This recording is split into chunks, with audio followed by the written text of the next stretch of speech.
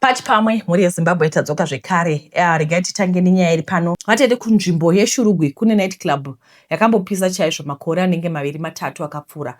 Ndakachuza nzvimbo yeShurugwi nokuti ndaida kutageta vakomana vanopinda pasi pevhu vachitsvaka mari. Vakomana vazizi kuti kana vawana mari vanospenda. Saka ndaiziva kuti chiraundi chacho chaizondibhadhara zvakanaka. Ndakatanga kuunganidza zvose zvaidikanwa ndikanotenga rinozi TV Zombe kuSouth Africa ndichiti vanhu pavanenge vachiona bhora vanenge vachitenga doro ndichiboosta masales. Ndakatsvaka vanobika sadza ndichiti ndiitewo mari pataundi, asi ndakazoti ndavhura bhawa rangu vatete ndakaona kuti zvandaifunga kuti zvichaita nezvaiva paground zvaive zvakasiyana. Pane kuti vanhu vauye kubhawa rakarongeka vatete vainotenga tumbwa kubva mumasaga evamwe vanenge vakahodha. Ini hangu ndainge ndisinganzwisisi kuti inyaya yekuchipa here, ko ukatenga tudoro twekuchipa itotu tukakukuvadza mapapu, asi une option yekumwa doro rakaongororwa kuti rine utano kuvanhu. Vatete ndakaona kuti panapa ndikaita zvokupusa ndinonyura. Mari yandainge ndavakisa bhawa, mari dzemalicense ekutengesa doro, mari dzese dzekunaisa kwandainge ndaita bhawa kuti ndiite senge kwakaberekwa ingwe kusingasviki zvaisabuda. Ndainge ndazama kutsvaka mari nenzira kwadzo zvainge zvaramba. Ndaizombomhanyawo musango kuti ndisimbise bhizinesi rangu, woti vavengi vanenge vachida kuti udone vanenge vakawandisa ka. Mukubvunza umu ndakazonzwa nezveimwe n'anga yechichawa yandainzwa kuti inobatsira vanhu vatete. Ndakasvika ndikatsanangura nyaya yangu, vakanditi ndaive ndashinirwa nekombetita wangu. Vandishandisira mushonga kuti pabhawa pangu pasasvike vanhu ndiite senge ndiri kutengesa mazeze. Vatete ndakanyatsoona kuti chinenge chokwadi, nokuti mamwe mabhawa 2 aiva pamashops aizara kuti mangu musina kana vanhu. Akanditi zvaiva zvidiki asi ndaitofanira kushinga nokuti zvinhu zvandaive ndatanga zvaitoda kuti ndiite moyo wakasindimara. Akanditi ndinyore vana vandine ukama nawo weropa vane makore 5 zvichidzika. Ndakanyora vana vemutevedzani wangu aive nezvindumurwa 3 zvose zvaiva pasi pemakore 5. Mukadzi wacho airumurisawo mhani. Akanditi kana pane chandinenge ndazonzwa ndisaendeko, asi zvekudya nekubatsira nepandinogona napo raiva risiri dambudziko. Sekuru vakandisimbisa kuti chandinenge ndanzwa ndisavhunduke, sekuti nyika ibudire pane vanofanira kuita masacrifice. Hapana kupera mazuva 3 vatete ndakanzwa kuti Zain mwana womukoma wangu atsikwa nemota achizama kucrossa road. Zvakarwadza. Apa mwana iye anga akafanana neni zvekuti sokuti mainini aine nhumbu yemwana uyu taive takamakana bhata fongo chaiyo vatete. Zain ndokubuda ari ini pachezvake. Mwana akavigwa zvikarwadza. Mwedzi uchinopera vatete ndakatanga kuita mari. Bhawa riya raiita senge raimbotengesa mazeze rainge rava kuzara. Vamwe vava kutomwa doro vakamira vachishaya pekugara. 2 years dzakatevedzana mari ndaiita yekutsika nemakumbo ndichiisa musaga. Doro ndaive ndisachaiti rekunohodha, asi zirori raingouya rosiya doro 2 days rinenge rapera kuti tsvai, zvekuti pawiki ndingati ndaivigirwa doro katatu. Pakatanga kufamba runyerekupe rekuti ndaive ndakaromba, asi vatete ndaisazviteerera nokuti hapana aive neevidence yekuti ndaive ndakaromba, uyezve hapana akandiona ndichiromba. Ngavataure zvavo. Zvagara kuhukura kwembwa hakutadzisi mombe kumodhela. Pabhawa pangu pakazoita chiitiko chakatyisa. Pakauya makorokoza, handizivi kuti vainge vatanga kupi vatete, asi zvaita senge daka iri raive ratangira kumakomba. Aive magengi 2. Pakarwiwa vatete. It was so violent zvekuti hapana akada kusvikapo kana kubata. Mwakatora banga akabaya umwe naro 5 times pachest apa. Vatete umwe werimwe gang aona kuti zvadaro arongotora zidombo ndokutema uya wekubaya umwe nebanga. Akangotemwa rumwe chete ndiye kudona pasi. Vatete pau ndiyesi. Polisi yakadana. Vava kutoda kusvika magengi makorokoza vatete akati mwanda kutiza. Vachindisiya ndakatarisa nemitumbi 2 pamberi pebhawa rangu. Zvituna zvakatakurwa zvikaendwa nazvo kumochari. Kubva musi waitika chiitiko ichi ndakatanga futi kudzokera kumazero sales. Sadza raiti rikabikwa raiora nekushaya anotenga. Chero kada kutengesera vanenge vaine imbwa vaya hapana aida kuribata. Ndakaona kuti hazvisinomawo izvi. Ndikadzokera kumuchawa uya akanditi painge paresveka. Ropa revanhu rava kurwisana pachezvaro. Pabhawa pangu painge pasingambofaniri kuteukira ropa chero rembudzi zvaro, sokuti ainge agadzira shop yangu neropa raZane vatete. Saka pakafira makorokoza aya pabhawa zvainge zvavhiringa mhiko dzose. Akati hapana chaaikwanisa kundibatsira nacho. Mimvuri yevashakabvu yaitendera panzvimbo yainge yawandisa. Vatete hauchemi unopererwa. Saka Zane akafira maharaka apa aindida achinditi Big Daddy Ezzine Bangoro. Ndikazvifunga izvezvi ndinonzwa kubatikana kwakanyanya kuti Zane akafira temporary benefits kwandiri dzisiri permanent. Vatete ndakaiteiko? Iko zvino vatete ndakangotarisa nemabuilding zvisingachapindi vanhu. Ndakudotambura wese. Ndakambozama kurentesa neprice epasi pasi. Hapana anotomboda kana kurenta. Maakutoberekera makonzo. Ini ndini munhu azotambura manje. Nemutevedzana wangu hatichaonani, hatodi kunzwa nezvangu. Ende akatoudzama mumasiblings edu kuti ndine mushonga ende vanhu vakatanga kusatoda nezvangu. Hanzi tikakusekerera uchatidya tichifamba kunge bere. Ende havatombovanzi kundivenga kwavo. Mafunctions vanoita voga. Ukada kuenda zvenharo vanokiya mageti avo okusimuka vachikusiya wega.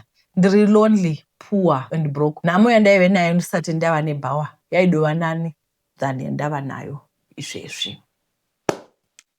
Ndakasara ndakabata baby blanket. Vatete makasimba here? Ndiri mukadzi aiva akaroorwa zvakanaka, asi chinhu chakanetsa muwanano yangu nakuda yaive nyaya yembereko. Vatete hazvisi easy kuti mwedzi nemwedzi woona nguva yako asvika apa wanga uchitarisa kuti unogona wabata pamberi. Vatete ndaigara ndiri disappointed ndichifila kuti I'm not woman enough nemhaka yei vamwe vasingatamburi kubata nhumbu sezvandaiita ini.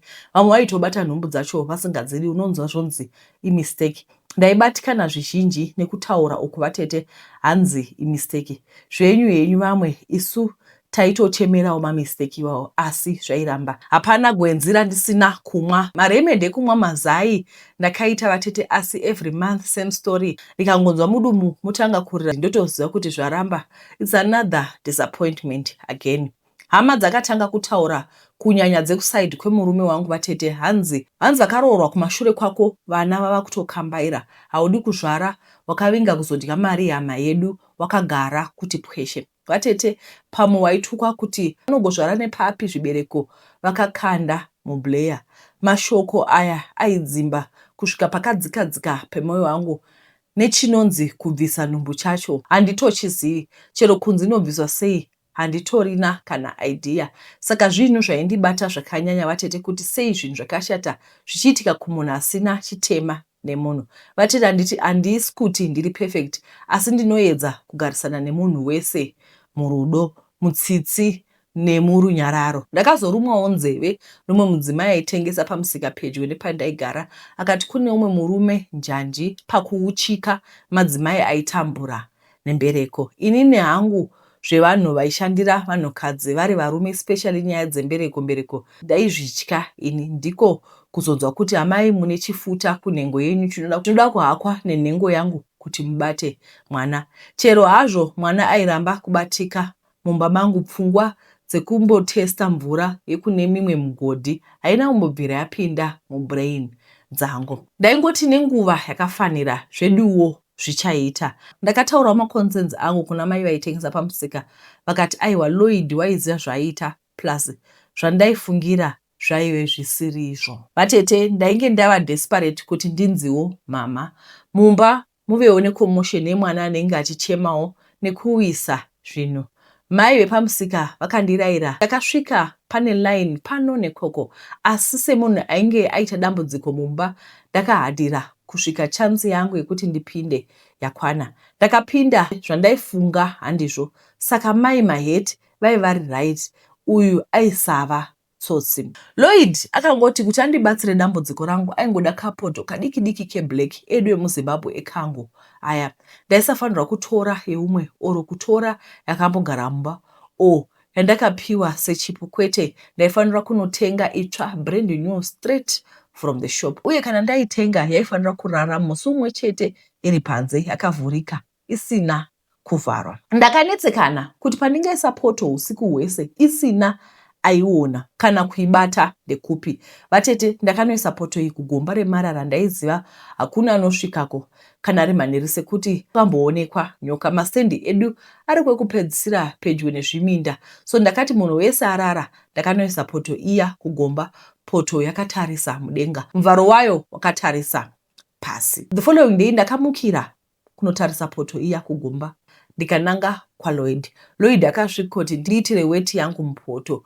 Kwava kusanganisa nezvaakasanganisa nazvo vatete, kwava kurunga bota, hameno netumidzi twaivepo. Ndingadai ndakaona mireza mutsvuku vatete pakutengeswa poto inonzi irare panze uye kunzi ndiitire weti mupoto.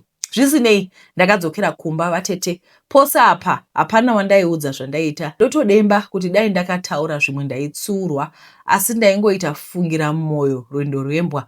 Mwedzi iwowo vatete handina kuenda kunguva kunotesta kudai. Ndakaona haiwa ndaiva ndatsika mwedzi wakamufaro wega wega, at least ndaive ndabviswa shame yangu. Mwana akazvarwa zvakanaka, ndikamuti taropafadzwa. Ndairidamburira ndichiti Taro, mwana wakakura vatete. Ava kuzve 3 months uko pakatanga kuitika zvinhu zviri strange pamwana uyu, zvinhu zvisati zvakamboonekwa uye zvisingatsananguriki. Semuenzaniso ndekupi kwamakamboona mwana ane 3 months achifamba? Chero svinzi mwana anokasira kukura, zvemwana uyu zvaive zvisiri normal. Ndakadzokera kuna Lloyd kuti mwana ainge asiri mwana uyu. Akanditi ndakaita mistake, ndaifanira kuti pakazvarwa asati adonha guvhu. Ndakauya naye pane mhiko dzaaifanira kuitwa. Zvino iye zvino poto yake yainge yashama yopinda mhepo, saka varidzi vemwana vainge voda mwana wavo. Kuzama kunzwisisa kwaindinzwisa musoro. Poto varidzi vemwana kandi chii chaiitika? Akatoti mwana aifanira kudzosera kuvaridzi zvinhu zvisati zvashata, saka ndiye nemwana wacho mangwana zuva risati rabuda. Lloyd wakandiomesera. Murume wangu ndaizomuti mwana akaendepi? Rangarai kuti ndainge ndisina kumbobvera ndataura mesi dzangu. Vatete ndega ndakatoziva kuti marriage yaive yaparara apa, zvandaisada kumboudzirwa. Ndakasvika nemwana, kwakauya chamupupuri vatete, chikauya chikasvikotenderedza vatete. Pachakaparara mwana wanga waenda, ndakasara ndakabata jira vatete. Mwana wakaenda nemhepo, mwana wakaenda nechamupupuri, marriage yakaramba. Ndakaita zvekudzingwa nemurume wangu achiti handina kumbobvera ndakunetsera mwana, saka zvawainge waronga wainge warongwa nani. Ichokwadi vatete, ndakaita zvemusoro wangu, asi nanhasi ndinonetsekana kuti Taro aiva munhu here chaiva chikwambo. Vainzi vabereki ava vaiva nani uye vaivepi? Chamupupuri ichi chakamisepi sokuti ndakasara ndakabata baby blanket. Ini zvekuuchika handizvi zvofamba sei, like this is something that is new. Ndakatotanga kuzviwa pandakatanga kuverenga mastori panapa. Kana zvinhu zvazvagara zvichiitika here I don't know, but inini handizvisiyi. Ini ndakanga ndakaroorwa zvangu nemurume wangu. Tine 3 vana tichigara muSouth Africa. Zvinhu zvaisabatana zvachose. My husband akanga asingakure mupfungwa dzake. Ini ndaingozvishandira mudzimba dzevanhu kubva kuroorwa. Saka ndaiti ndikatora kamari kangu kotenga grocery, ndikasanga nekahembe kemwana, ndaiti ndikakatenga aigumbuka zvekunomwa doro mari yese. Unenge uri pamba achiti ndikushandira mahara, mari yangu handisi kukwanisa kuenjoy. Apa neunherera kumusha hakuna kwekudzokera. Murume aisada mwana wakawana ndinaye. Ndakatanga kutsvaka basa rinani, ndikawanirwa nyasha. Ndikawana basa kune imwe European country. Murume akasara nevana. Taiva tatenderana kuti ndongwanidza mari iye oenda kuUSA, kwaiita kuti tigare pamwe chete nevana. Murume akatanga kutsenga mukanwa after ndamutumira first salary kuti abhadhare zvikwereti zvataive nazvo. Haana kufara nemari because yaive double his salary. Kukundwa nemukadzi hakuna kumufadza.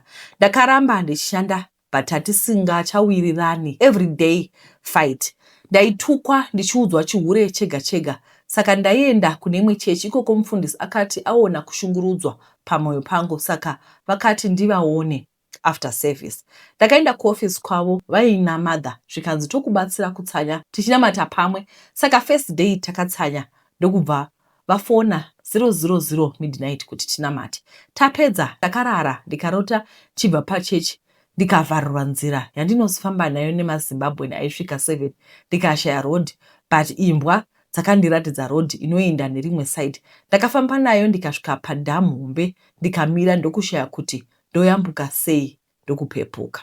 Second day takatsanya futi, vakafona tikanamata futi. Ndikarara, ndikarota, ndichitangira paDemphire. Ndokuona nzira yekuyambuka nayo. Paine pekuti ndinokwanisa kukwakuka bedzi. Pandakusvika ndakaona zvinhu kunge miramba mumvura. Ndikaramba ndakatarira, ndikaona vari vasikana vaibuda mumvura in pairs, like 2-2. Vakapfeka madress emeruni anopenya, vakabata tray yakafukidzwa nejira regold. Ndichitarisa ndakaona kupenya kwemvura. Mukabuda mukadzi mutsvuku akapfeka shining gown regrey kunge rinopenya zvekuti raisanyatsotarisika. Ndokubva ndapepuka. Pastor vaifona every morning kubvunza kuti ndarotei. Ndovaudza voti breakthrough is near. Third day takaita futi munamato. Ndokurara ndikarota nawo ndiri paDemphire zvakare, but now ndanga ndapfeka gown regrey kunge remukadzi uya wandakarota. Asi chakandinetsa tete, ndakanga ndakamira pamusoro pemvura. Ndakaona chinhu chese chinorarama pasi pano, chero svesve chairo raindipfugama, mhuka dzaindipfugamira. Ndakaona mazinyuka 2 mahombe achiuya. Ndikafunga pangu pandiperera, asi ndakasvikoitwa bow down pamberi pangu. Ndichiri kunetseka kuti chii ichocho, ndakapepudzwa nekuu yapastor kubvunza kuti warotei. Nawo ndakavhunduka ndikati handina kurota, handisati ndakotsira kubva zvatapedza prayer. Vakanditi kurumidza kurara, Mwari vanoda kutaura newe. Nawo ndakavhunduka ndikatanga kunamata, ndichituka ndichipopota kuti handidi kunamatwa pasi pano. Ndakatora Bible ndikavhura, ndikaverenga, ndikanamata usiku hwese ndichiparidza zita raJesu. Kuseni mufundisi havana kufona. Day 4 havana kufona kuti tinamate nekuti taifanira kuita 6 days. Ndakangoona vandibloka kufoni kwavo nekwaMother. Sunday ndakaenda kuchechi, havana kana kundimhoresa. Ndakazama kumhoresa vakandipfura, nanhasi vanondivenga. Ndakabva ndadzidza kuti kuzvinamatira kwakakosha, handichadi zvana papa. Yakaoma. Alright. Guys, zvinoshamisa. This is like, I don't know. Handisati ndambona zvakadai. Kuti pastor vanofona kuti vata kurumidza. Mwari vada kutaura newe, vada kukurotisa. Imi, ndangoti ndikurangaridze kuti vanoda Got Milk vari kuHarare. Musikana anonzi Aleta, she's going to help you. Vari kuJoburg, Got Milk is here. Kana makanditumira message ndikasapindura, sorry. Got Milk yakauya, but handina masticker, but I'm sure you don't mind the stickers. I can just send you the bhodhoro rakadare bhozi. Masticker akapera ende vari kuti vanotora 2 weeks kuagadzira. Saka iri bhodhoro iri ndo rechii. Vanhu vanenge vachicomplaina vachiti vachida masaizi rimwe aripiko madiki acho. Alright, iri diki. Alright. Iri bhodhoro ndo ratiri ndo 100 mils anditi. Tiri kuita 400 rand. Iyi 50 mils ndo bhodhoro diki. Ndo riri kuita 200 rand. Mushonga asi mafuta, mufanira kuti mushonga unorapa. Saka musauya muchiti kadoko. Aiwa, mushonga mudoko. Makambona chiro chubve mushonga wemaziso. Kane kashori kadoko wena, asi kachirapa. Mukashandisa bhodhoro parinopera munenge madorapiwa mapondo enyu anenge apera. Guys, tinokutendai nekuna chirongwa kwamaita. Nhasi tati tiite episode 2 because kana ikaita 1 hour ndikarekodha iri 1 hour ndikazoedita ndikadi pamba chindosvika pakutsumwaira kudai ndozosiya mamwe mistakes achingorana akadaro ndanoita nekuteerera. Saka tati tiite short since iri festive season kudai, so ndozwa kuti muri busy kumhanya up and down, munongouyawo mozoupdateawo muchiona muchienda makadaro. Ndokutendai guys nekuona kwamuri kuita mavideo, nekukomenta ende hamuneti nekukomenta. Ndokutendai. Nhasi handina kwandiri kuenda, ndakagara pano ndichipindura macomments enyu ose kuti tinge tichifambidzana pamwe chete. Kune vose vandisina kupindura guys, sorry, it's not personal at all. Zvazvakaoma nezuro ndakaenda kupark station katu ndichimanya kunobatisa munongozawo madhiri acho nawo. KiDecember ka vanhu vanenge vaida kudya kisimusi zvakanaka. Guys, tokutendai nekuona chirongwa kwamaita. Ndokumbirawo kuti musarega kusubscribe. Let's grow this community. We really need to grow the community so that we can make a big impact in other people's lives. Kune vakanditumira audio, nezuro vakatumira text, vakatumira audio. We are going to update all those videos. Unazeti wa Friday. Alright, saka ndichatry kuti ndiverenge Saturday manheru ndoposta Sunday. Handiti ndombotsvaira mumba because mumba macho namakutoita kunge musina vanhu vanogara, mai vanenge vachingomanyidzana necomputer nemaYouTube. Imikani zvakaoma. Tokutendai guys nekuona kwamaita. Mwari akuitire zvakanaka. Tichatsoka zvakare neSunday. Tatenda. Bye bye.